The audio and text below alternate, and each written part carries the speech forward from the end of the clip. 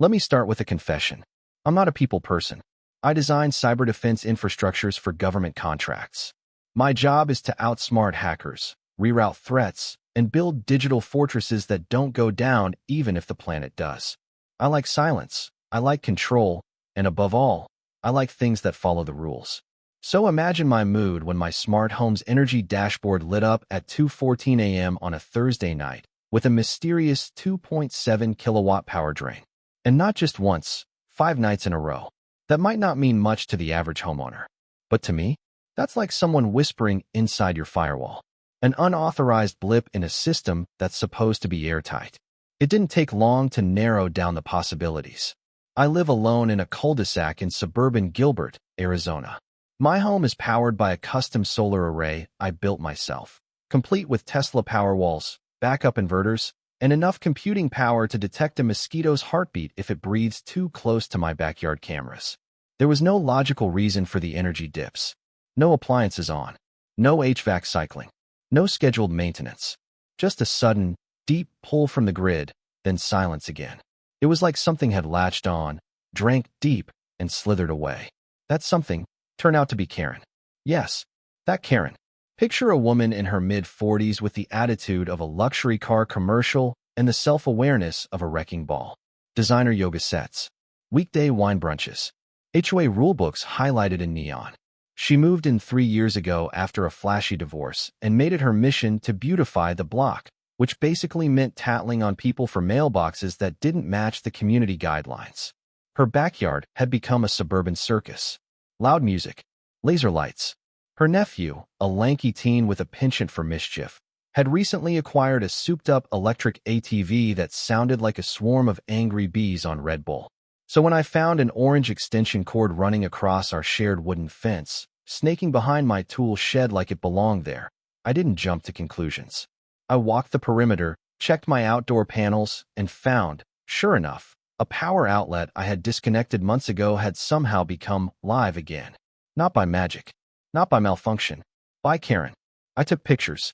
I traced the cord. Then I did something almost nobody does these days. I confronted her politely. She answered the door with a mimosa in one hand and sunglasses too large for her face. "Oh, that," she said with a chuckle. "We figured it wouldn't be a big deal. You've got solar, right? It's just a little juice while we wait for my garage panel to get looked at." I explained, as calmly as I could, that this was theft. Not a misunderstanding. Not a quirky oopsie. It was unauthorized access to a private power system, and that I needed her to stop. She patted my shoulder like I was a nervous intern and said, "You're such a tech guy? Relax. It's not like we're draining your car battery or anything." I went home. I didn't raise my voice. I didn't call the cops. Instead, I made a blueprint. Because if there's one thing more dangerous than a woman with HOA influence and zero ethics, it's an engineer with access to the grid. I don't like escalation. I like precision. So when Karen laughed off my warning and the HOA brushed off my report with a canned, "We'll look into it," I decided to do what I do best. Architect a system failure. But not mine. Hers. Let's talk about engineering traps, because I didn't set out to hurt anyone. I wasn't going to wire up a bear trap or launch flaming drones over her fence. What I wanted was simple, a clean, undeniable consequence. And I had the perfect solution. A smart surge induction loop, designed to overload only under very specific conditions. In simple terms, it wouldn't hurt people, wouldn't start a fire. But if someone drew too much current from the wrong outlet, their gear would explode into confetti. So I built one. Behind my tool shed, hidden just behind a faux outlet panel I 3D printed from thermoplastic, I installed the bait. It was wired into a standalone circuit, separate from my core power supply, running off a converted inverter and surge trap. This was no amateur homebrew. The circuit could handle up to 2.5 amps safely. But Karen's ATV charger? That thing pulled 4.3.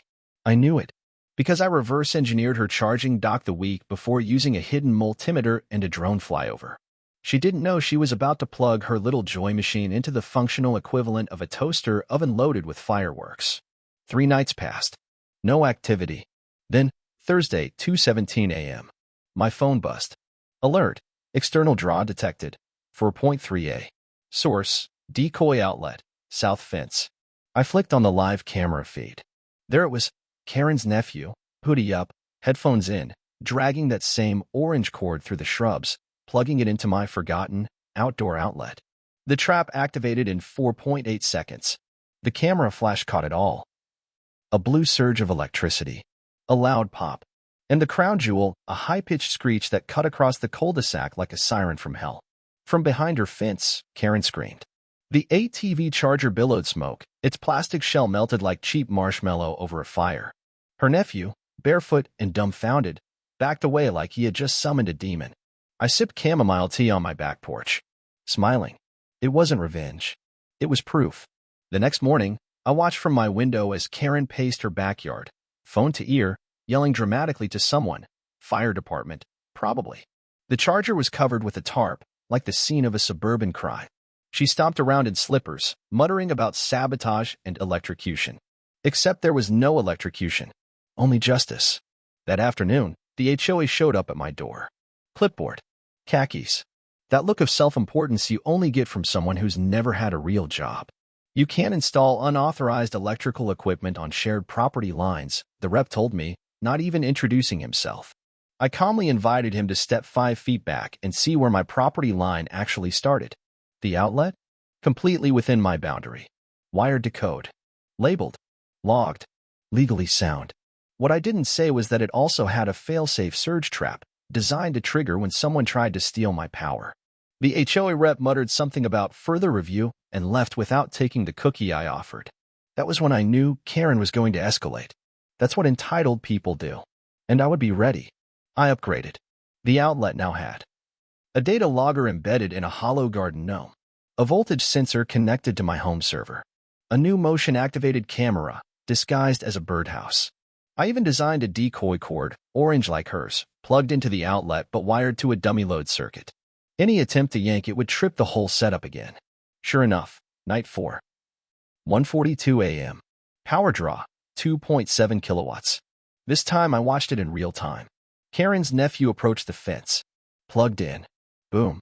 A crackle, then smoke. The camera caught him jumping back like a deer in headlights. His hoodie nearly caught a spark. He fumbled with the cord like it was a live snake and sprinted back into Karen's yard. This time, I didn't wait. The next morning, I printed off screenshots, time logs, voltage charts, a picture of her nephew mid-plug-in, face caught on infrared. I walked into the HOA office, handed it to the manager, Janice, and simply said, "You fined me last week for hostile behavior. This is theft. I'd like you to read Section 8B of the bylaws."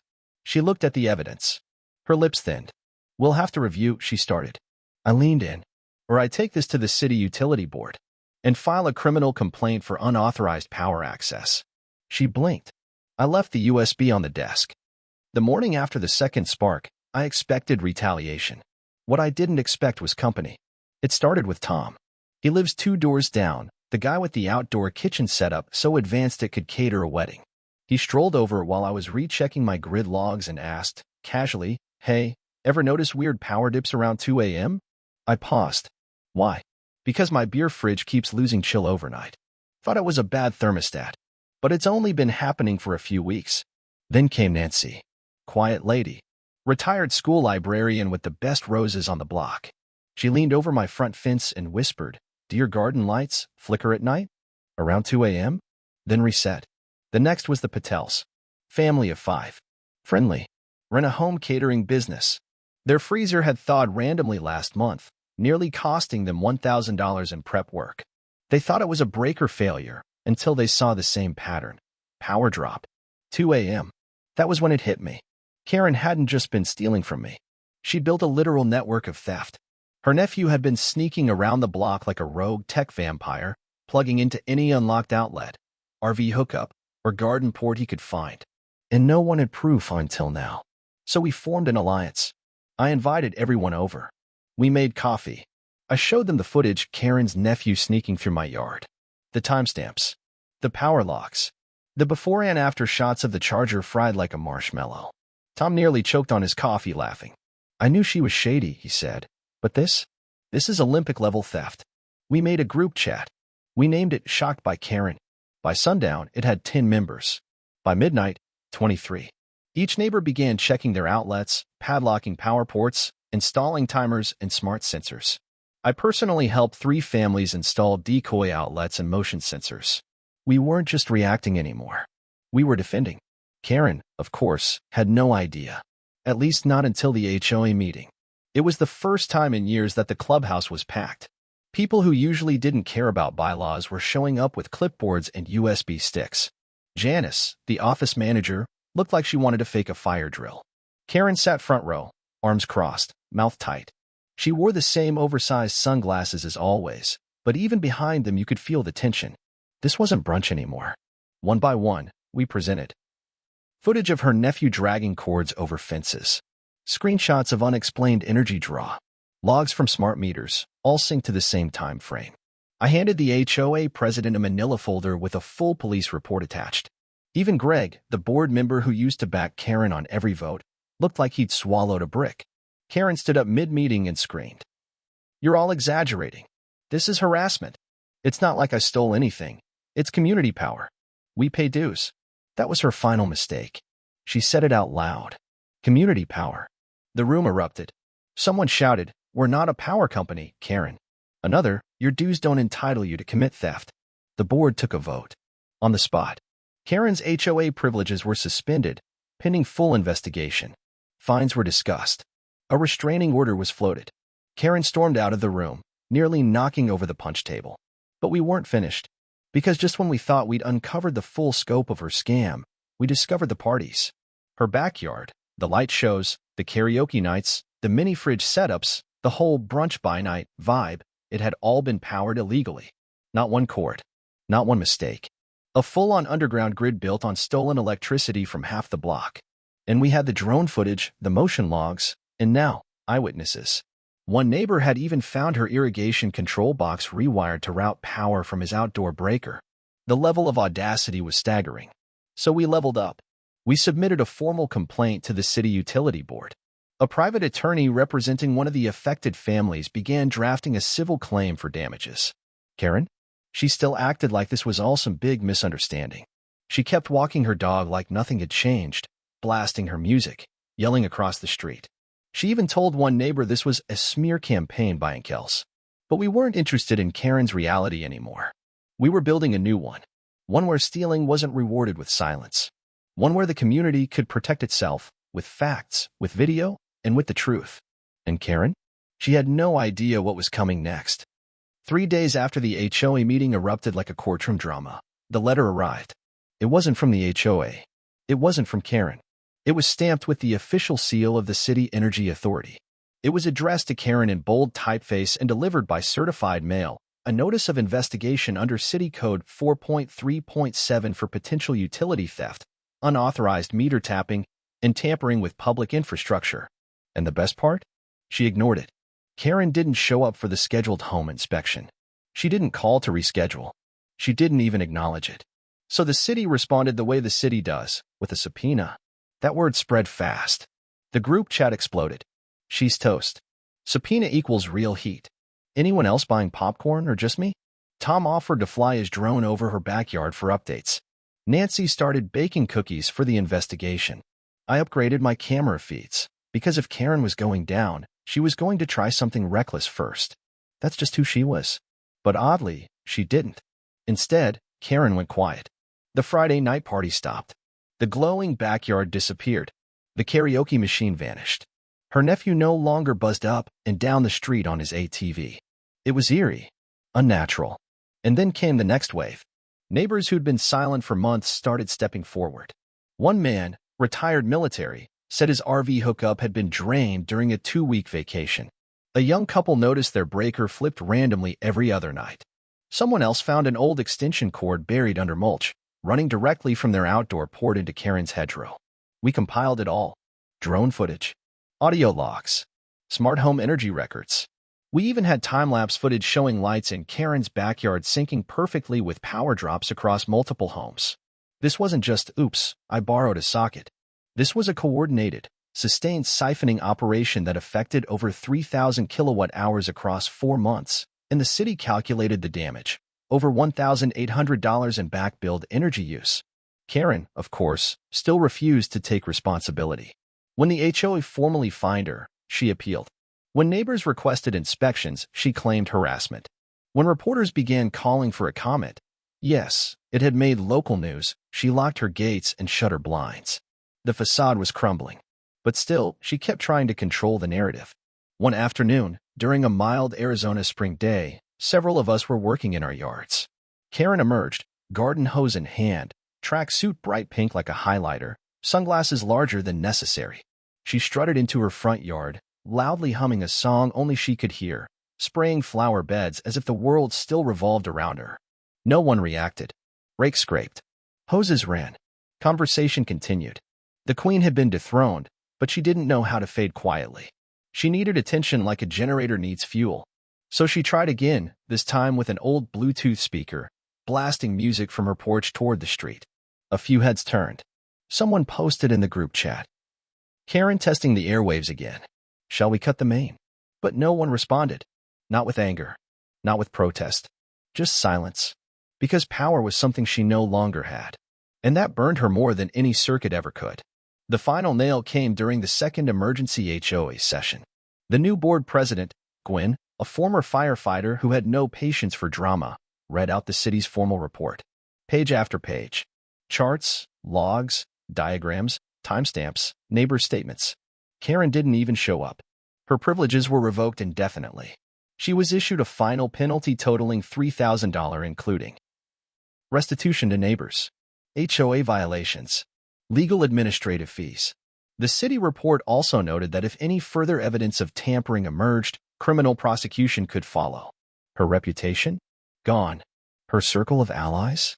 Evaporated. Even Greg, her former HOA lapdog, stepped down from the board a week later, citing health reasons. And then, the rumors started. That the ATV had been sold to cover legal fees. That the karaoke machine had been confiscated. That Karen might be selling the house. But what mattered most wasn't Karen anymore. It was what came after. Neighbors who had barely nodded to each other before were now trading security tips, sharing compost hacks, planning block parties. The Shocked by Karen group chat slowly morphed into something wholesome, renamed Cul-de-sac United.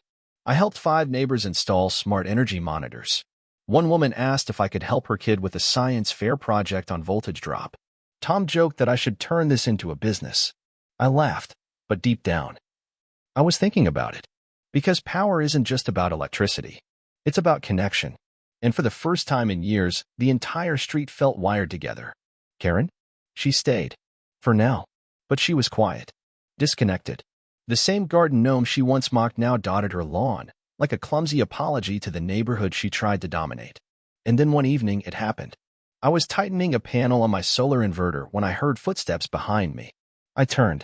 Karen stood at the edge of my yard, sunglasses off, hands empty, expression tired. I just wanted to say, she began awkwardly, I guess I owe you an apology. I said nothing. For which part? I asked after a pause. The theft? The lies? The police report? She winced. All of it. Another silence. I didn't think it was that serious, she said softly. It just felt like a harmless thing at first. It never is, I replied. Especially not when it keeps happening. She nodded, turned, and walked away. I didn't forgive her. Not yet. Maybe not ever. But I didn't have to. The system worked. The trap was sprung. The lesson, delivered, through circuits, documentation, and a community that decided it had been quiet for long enough. Peace, it turned out, wasn't passive.